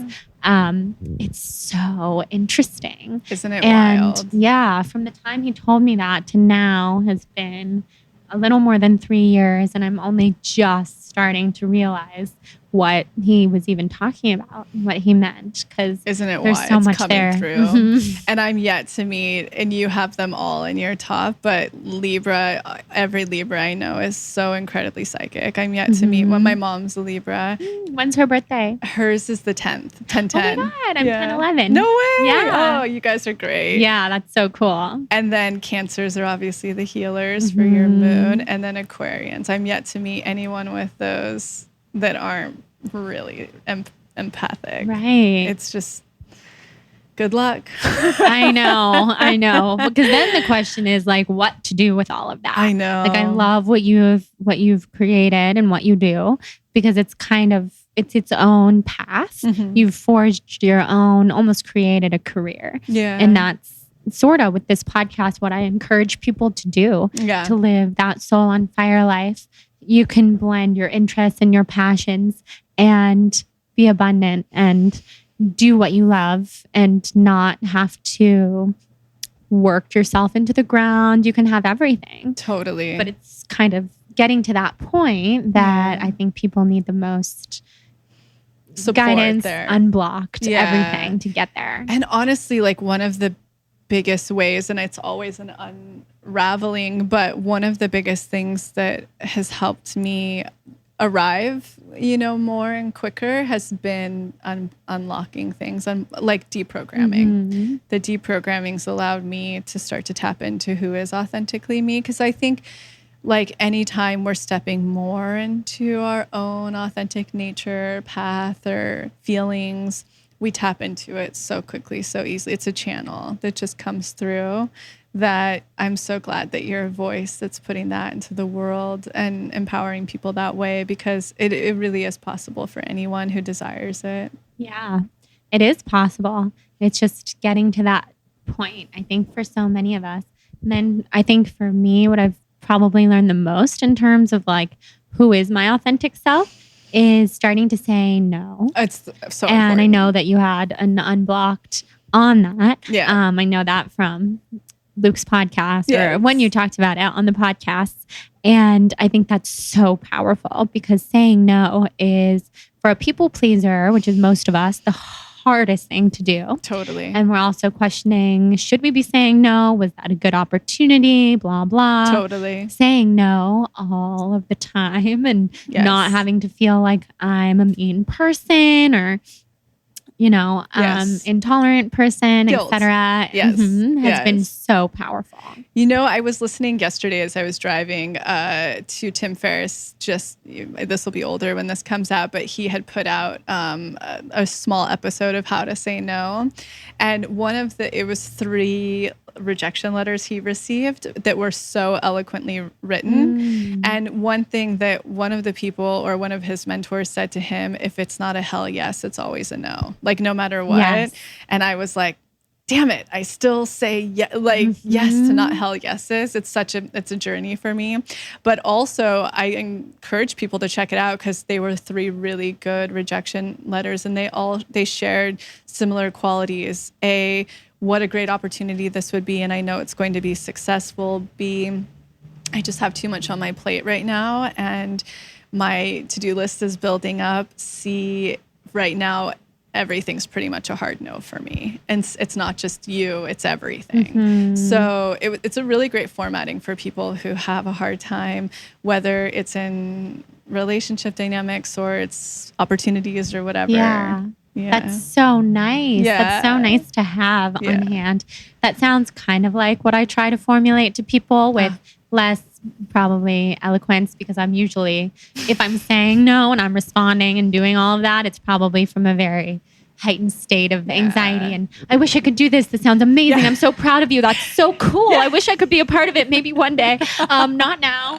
And this is why. That's kind of like the letters. That's pretty much it. Right. Yeah. And it's authentic and it's genuine. And I hate saying no, because I too am constantly in the position of contacting people who inspire me and who I admire and asking them to come on the podcast or doing anything. And so I know exactly how it feels every day to put yourself out there. So I hate to say no, but we have to. And like with my endocrine stuff, and I'm sure you feel this with all of your airiness, but I burn out so easily that if I don't say no to it's nothing to do with the other people at this point. It's to do with me just having energy throughout the full day. Yes. It's so hard. I'm with you. The crash and the burn is so real. Yeah. And I can I had a day last week where I just decided, and I have these days all the time, like I'm just going to push myself and I'm going to do everything that I was planning on doing, that I said yes to, all the events that I was invited to. So I took a flight from Arizona to LA at 7 a.m. So I woke up at 4:30. Oh my God. Took the flight, drove directly to an event, while I was there, decided I'm not going to go to this next event that I had planned on going to because there's no way. Like the only thing that my body wants to do is go home and relax and rest. And I can probably be productive and get some stuff done, but from bed. So at the event, talking to other friends who were there, they were going to this next event. So I thought, okay, I'll just do it too. I'll do it too, whatever. This is like college or something. Oh my God. Right? Which was not a good time for me for all these reasons. And, so I did that while I was there. I mean, everything started shutting down. Oh, yeah. And I don't think I recovered. Like now 3 it's been a days. fully week and I'm just starting to recover. Yeah. And that was just one day. Crazy day. Yeah. Yeah. Yeah. And I mean, I'm just not built for that. And some people are. And kind of like we were talking about before we started recording, I see other people who are built for that kind of a thing. As we were talking about Luke's story, who's been on this podcast, and I love him. And he goes to New York and does these back-to-back interviews, 3 or 4 a day. So I'm scheduling my New York trip. Like I can do 3 interviews a day, and I already know. Die. Horrible idea, Jordan. You're not meant for that. And what I want to do in New York is wake up, walk to coffee or tea, go to yoga, maybe do 1 interview, hang out with my friends in New York, and go to bed. Yeah. So, oh my gosh. The last time I was in New York, I had so many engagements, and like I just send an apology right now to anybody who might be listening that I had an engagement with, because I'll get sick if it happens. And so I just have to be like, I'm so sorry guys, I can't. I know what it feels like though, because I'm assuming you can relate just based on your chart, but we're so heady and our heart's so big, and we're already probably pretty like Vata go-getter that we just want to do it all mentally. But there's nothing. Do you say that you feel like you're from another planet as well? Me too. Yes. I've always been told like I'm a star being. I'm a Me yada too, yada. Okay, yeah. so I don't think in my mind, and trust me, I've done like a lot of Kundalini and stuff like that.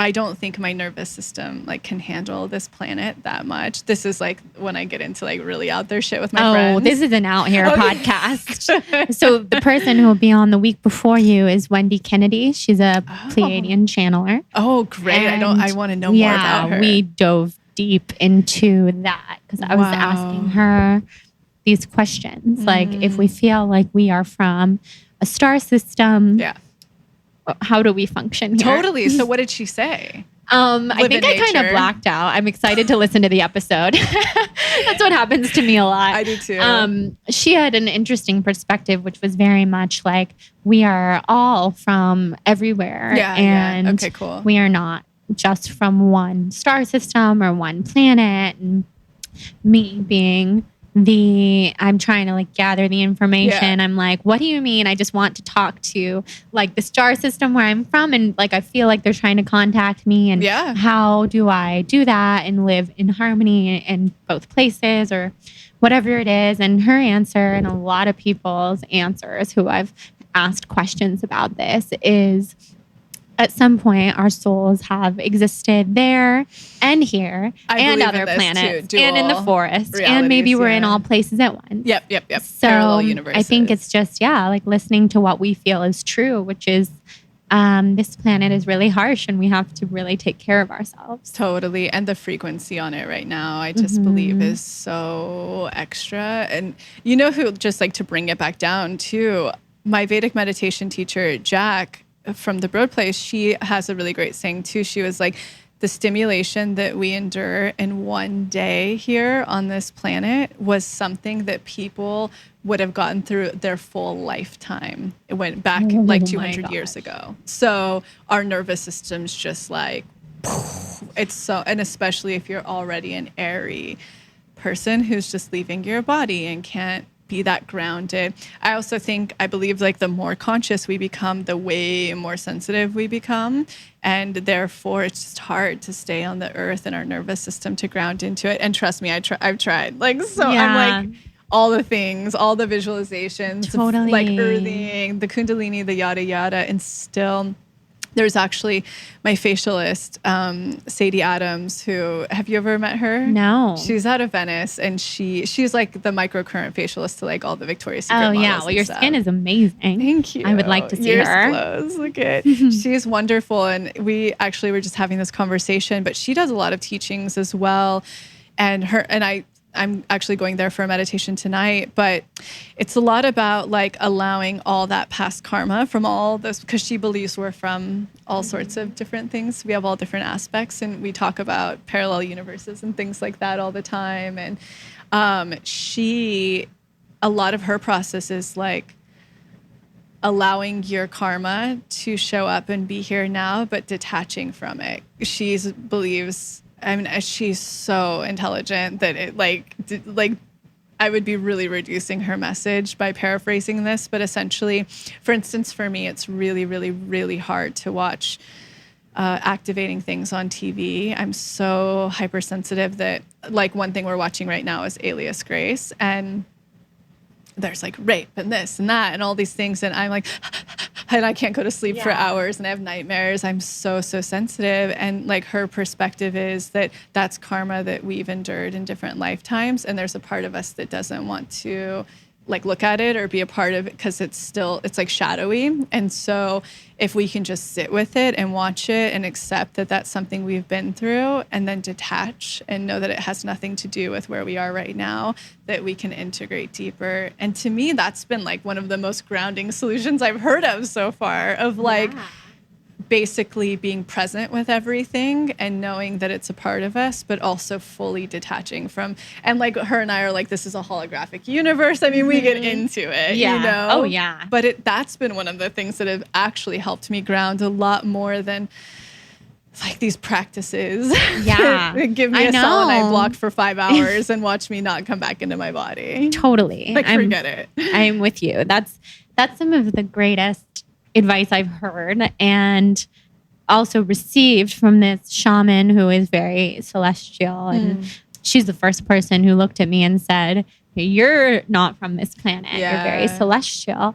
And she always says, yes, we're there and we've been there and our souls are all over the place, but we're here and we came here for a reason. And so live this life and don't be so preoccupied with everything else. Yeah. And that helps me. I bet, especially if you feel like you're making communication and for stuff. Sure. It's so hard. I for bet sure. For you.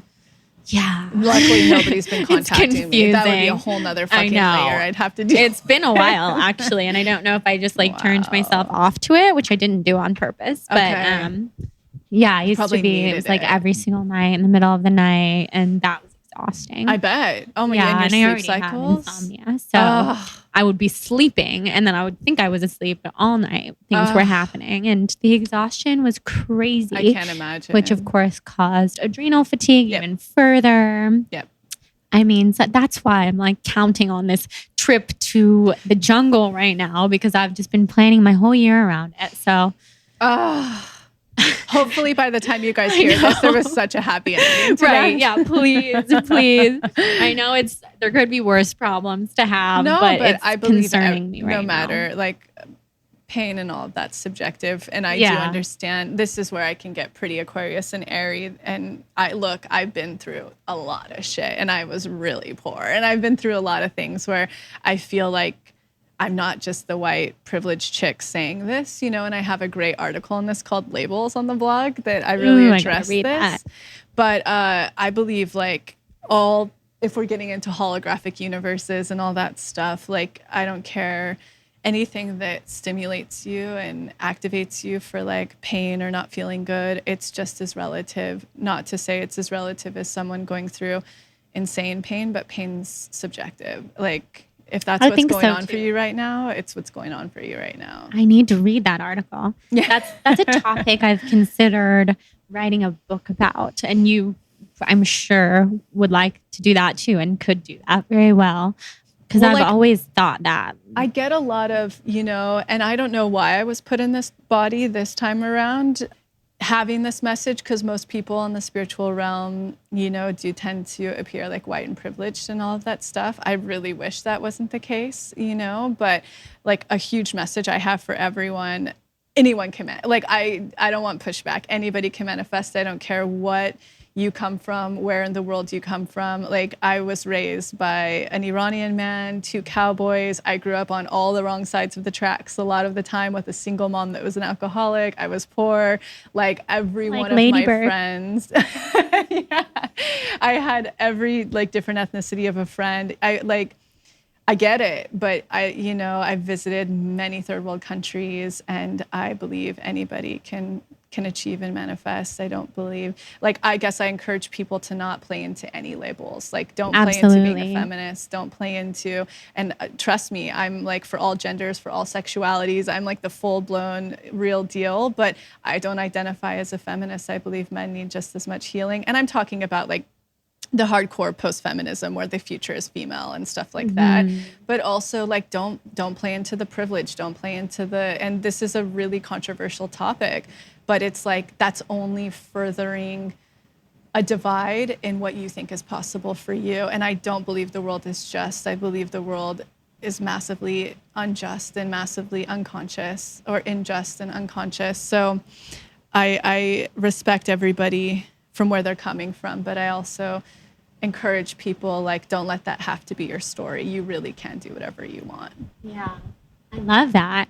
I'm very much of the label-free life also, especially after being a vegan and everything that means for people. Totally. Didn't mean all that for me, but I still used the label, and then I really experienced the repercussions of, pushback. I made myself very sick because I was attached to that label, and I refused to let it go. It was my whole life. It was the name of my brand. It was the way everybody knew me. It was the way everyone in my life knew me. Wow. And I had to let go of it because I was very sick. And for years and years and years, I've been dealing with the health problems and YouTube videos of people wanting to kill me because I was that label, and then I wasn't anymore, and all because of a label. And it's just nuts. It's nuts, and that's what, like, all that energy right there. Guru Jagat says this really well. I respect so much of her teachings, and I admire her immensely. I love her. I mean, just such a with it woman.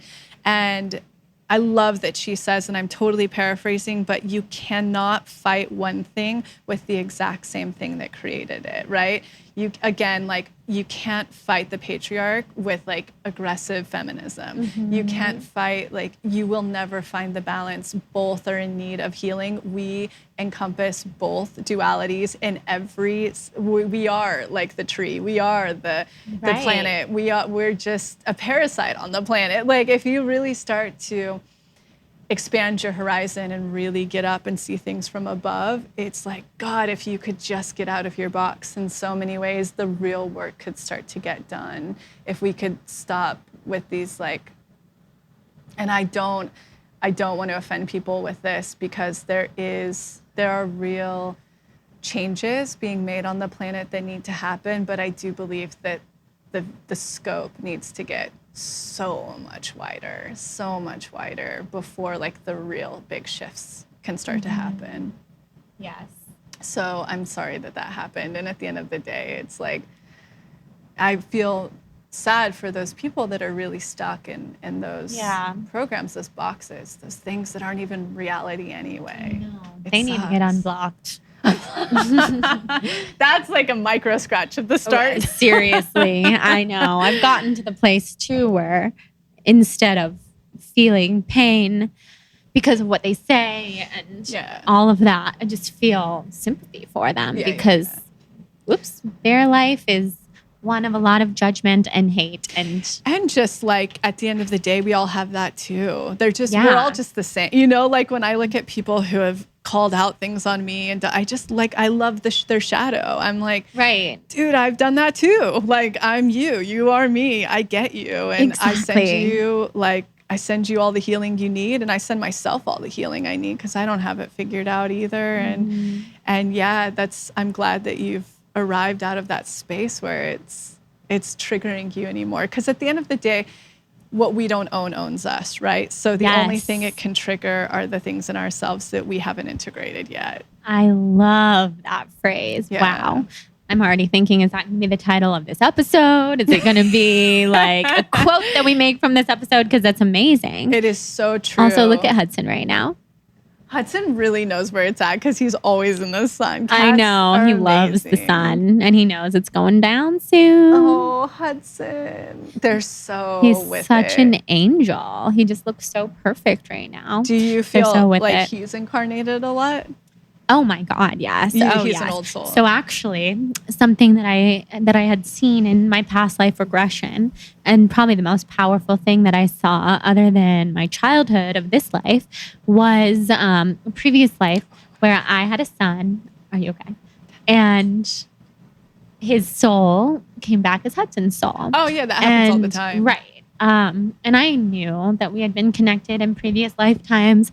Hudson was starting to get annoyed with me because I so many times through intuitives and all sorts of people would ask Hudson, have we known each other in previous lives? Like, and get with it. After like the fourth time, he said, I'm not answering that question anymore. Wow. You've asked me so many times. Wow. The answer is obviously yes. And I was like, okay. So once I saw him as my son, and in that lifetime, I saw that I had died young and promised my son we would be together again. And then when I rescued Hudson, it was very serendipitous in so many ways, but I wasn't planning on getting an animal. I had never had an animal in my whole entire life, and stood up out of the blue in a restaurant here in Brentwood where I was having lunch with my friend and said, I have to drive to an animal shelter. Oh yeah, you Do you want to come with me? He was pinging you. Mm-hmm. Yeah. And she came with me, and we drove to, I just searched animal shelter, drove to the closest one in West LA, right behind Equinox, and walked in, and there were 2 kittens, lots and lots of cats, but I've 2 kittens. And one got adopted before it was my turn. And I walked into the room and he was the only kitten. And they said he was brought here 2 hours ago. Wow. And yeah, he was pinging That you. was the first day that he was old enough to not be bottle fed. So he was brought there. And and immediately I said, this is my cat. And they said, are you sure? You know, kittens are a lot of work. Take a look at all the other cats. There's lots of really friendly young cats here who aren't so little, because he had like some health problems. He was so tiny. And I was like, I'm sorry, he's mine. And I also don't want to let go of him even to fill out the paperwork, because I'm like that connected to him. Wow. So yeah, that's crazy. How it rolls. Like if people could just do that always, they would manifest anything they want. Right. That's but then I started thinking, of course, like, what the hell just happened? And I came home with a cat, and now I see those little things happen all the time. See, when you listen. Yeah. I call them pings. Yeah. They're downloads. They hit you. And if you say yes to those, like people are always like, how should I start my business? How should I do this? What should this be? And yada, yada. And it's probably really annoying for them to hear this, but I'm like, follow your pings. And what those are, they're little intuitive downloads that everybody gets. The more deprogramming you do, the more unblocking you do, the louder they become. And if you start saying yes to them, that is the universe divinely communicating with you. Or in that case, it was Hudson divinely communicating with you. Your antennas were up, you received, you got up and you followed and you did. Even if you don't have it mapped out, like you didn't know what shelter but that was your ping, that you knew all you had to do was listen and engage. And when I've had that is when you start to meet your manifestations, because you're listening, period. And it's a hard thing to teach that if people are really out of touch with their intuition, just meaning that they've been programmed their whole lives to not listen to themselves, to do another trajectory that society wants for them to be happy. Right. All you have to do is start deprogramming that. And what I mean by deprogramming is unblocking what wasn't serving you, what's not your authenticity, starting to tap in more to that. You will get a lot more of those coming through, and they are your roadmap to success. So like even with my company and stuff like that, people will be like, whoa, you've really blown up in like the last year or whatever. And I'm like, yeah, I'm doing a shit ton of unblocking. Like a lot of the stuff where I didn't want to be seen or show up that was preventing stuff from coming through has really moved away. And B, I've started honoring every single ping where I got really lazy about it. Tired and didn't. Oh yeah. And I'm like, if you just, for me, unblocked was a download. For me, like everything I do on Instagram, it's just a download. It comes through like right in the moment. Like I share testimonials on Instagram, and I had received one from one of my clients in Paris, and it was a greater divine voice that was like, you need to share this with the world so people can start to see that this is possible for them, sharing testimonials. So that was the start of it. It was a ping, and I go and I say yes. And like, if people just start doing that, and then you want to throw on like extra layers of expanding, seeing to believe, and saying no to what isn't right, watch, just like manifest, watch. Yeah. So I'm glad that you. Oh, yeah. He would have found another way to connect with you. I always say two pings don't go away. They just keep coming back in different ways. Have, for sure. Because I do think I get those moments of, what if I didn't listen? And then that's a whole panic in itself, which I've always had that part of my personality. Like, what if this didn't happen? What would be happening now? And I would freak out. Never have to worry about I mean, that. I don't have to worry because he's here. I'm Instagram storying you while you're talking. Oh yeah, do it.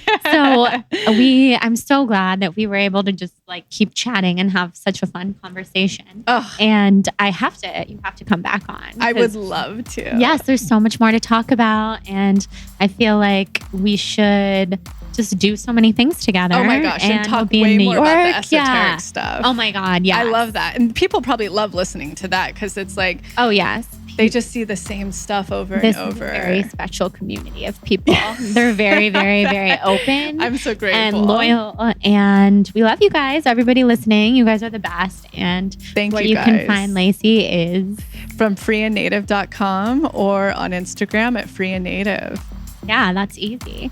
And you can book her for a session. So now that I've learned we couldn't do one on recording because I would be hypnotized, I need to do one with you, and I can't wait. So thank you so much for being here. You're amazing. Thank you for having me. I'm so grateful. It was such a good conversation. It was so fun. Yeah. Okay, guys, I hope you enjoyed this episode with Lacy Phillips, and I'm so grateful that she's offering the code BLONDE to all of us amazing listeners to Soul on Fire. Head to freeandnative.com, use the code BLONDE to get a discount on any of her offerings and workshops.